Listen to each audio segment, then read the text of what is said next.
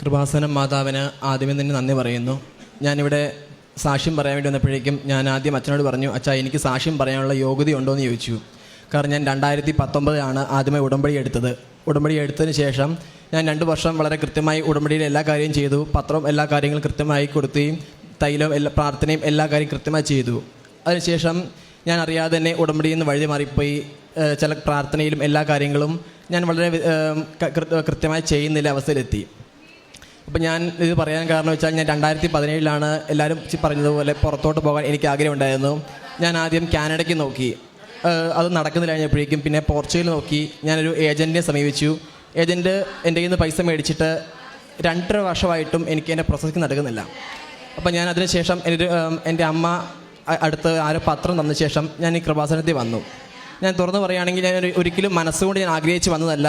എൻ്റെ അമ്മയുടെ നിർബന്ധത്തിനും എനിക്ക് പുറത്തു പോകാനുള്ള ആഗ്രഹങ്ങൾ കൊണ്ട് മാത്രമാണ് ഞാനിവിടെ വന്നത്.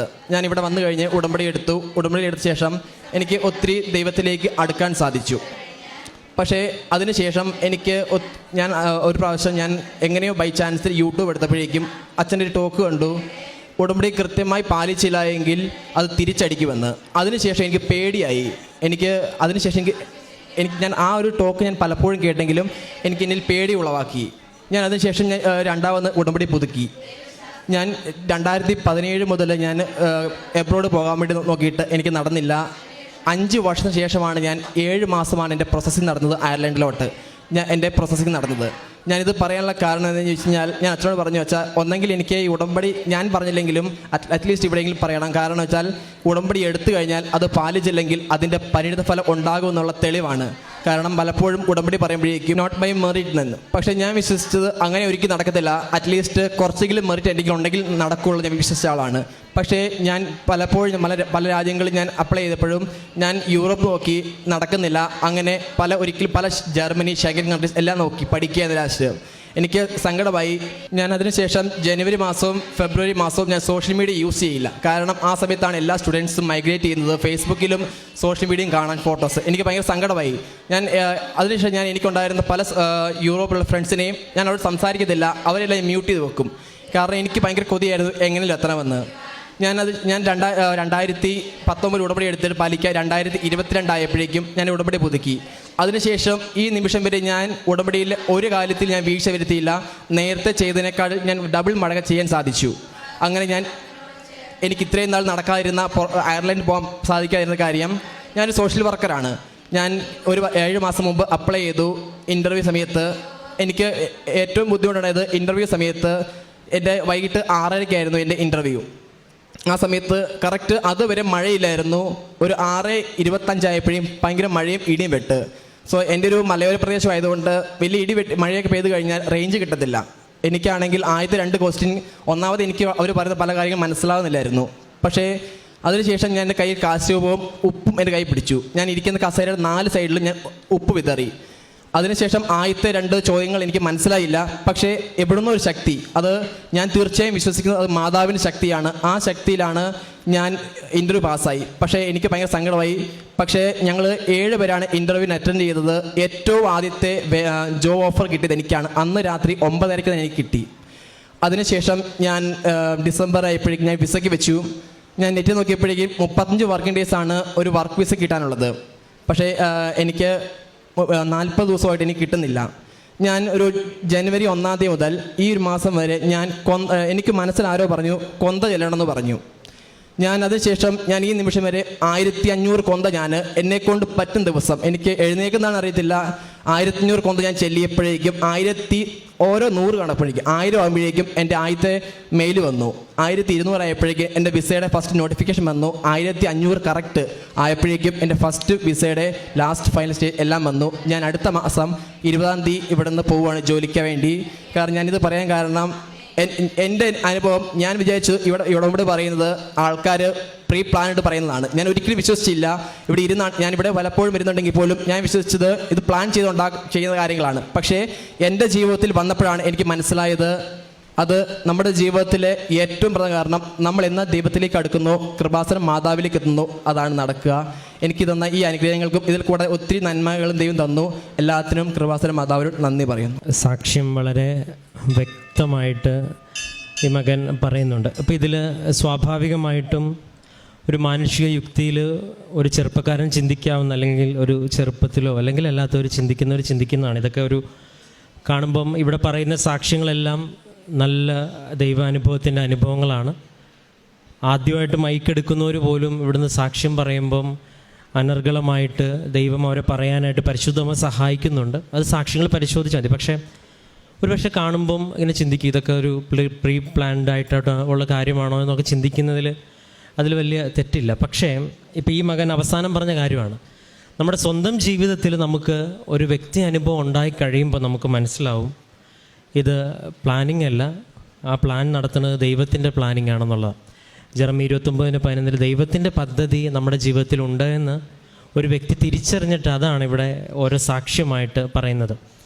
അപ്പം ഒരു വിശ്വാസിയും അവിശ്വാസിയും തമ്മിലുള്ള ഒരു ഗ്യാപ്പ് എന്ന് പറയുന്നത് ഇതാണ്, ഒരു ദൈവാനുഭവം എന്ന് പറഞ്ഞാൽ ശക്തമായ സോളിഡായിട്ടുള്ള ഒരു ദൈവാനുഭവം.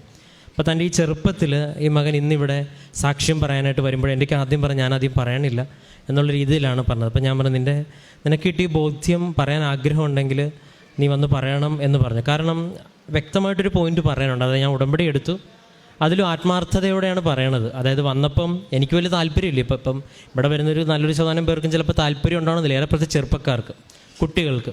അവർ ചിലപ്പോൾ അമ്മ അപ്പച്ചനും അല്ലെങ്കിൽ ഉടമ്പടിയിൽ അനുഭവമുള്ളവർ ചിലപ്പം വലിച്ചോണ്ടോ എങ്ങനെയില്ല, എന്തായാലും എല്ലായിടത്തും പോയി ഇനി ഇവിടെയും കൂടി പോയി നോക്കുന്ന വരുന്നതായിരിക്കും ഒരു പക്ഷേ എല്ലാവരും വരുന്നത്. പക്ഷെ അങ്ങനെ തന്നെയാണ് വന്നതെന്നുള്ളത് വളരെ ആത്മാർത്ഥത്തോടെ സത്യസന്ധമായിട്ടും പറഞ്ഞു. എനിക്ക് എങ്ങനെയും വിദേശത്ത് പോകണം, പിന്നെ അമ്മ നിർബന്ധിച്ചുകൊണ്ട് ഞാൻ വന്നു.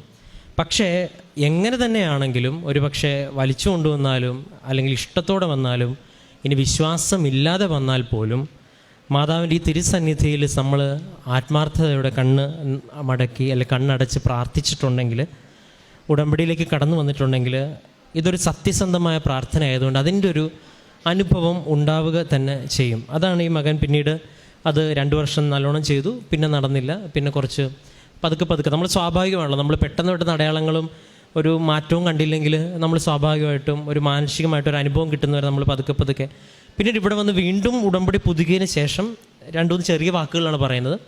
വളരെ വ്യക്തമായിട്ട് ഇത് ചെയ്തു എന്നുള്ളതും ആ ചെയ്യുന്നതനുസരിച്ച് തൻ്റെ ജീവിതത്തിൽ മാറ്റങ്ങൾ ഉണ്ടായി എന്നുള്ളതാണ് ഇപ്പോൾ പറയണത്. ഓൾറെഡി സോഷ്യൽ വർക്കർ ആയതുകൊണ്ട് തന്നെ ചെയ്യുന്ന പ്രവർത്തനങ്ങളിലൊക്കെ ഒരു നന്മയുടെ കണികയുണ്ട്. ഒപ്പം ഉടമ്പടിയുടെ ഒരു പ്രാർത്ഥനയുടെ ബലവും കൂടി ആകുമ്പോൾ അത് തൻ്റെ വ്യക്തിപരമായ ജീവിതത്തിൽ ഒരുപാട് സ്വാധീനിച്ചെന്ന് പറയുക മാത്രമല്ല, ബോധ്യത്തിൽ നിന്ന് സംസാരിച്ചെന്ന് നമുക്ക് വ്യക്തമായിട്ട് മനസ്സിലാവും.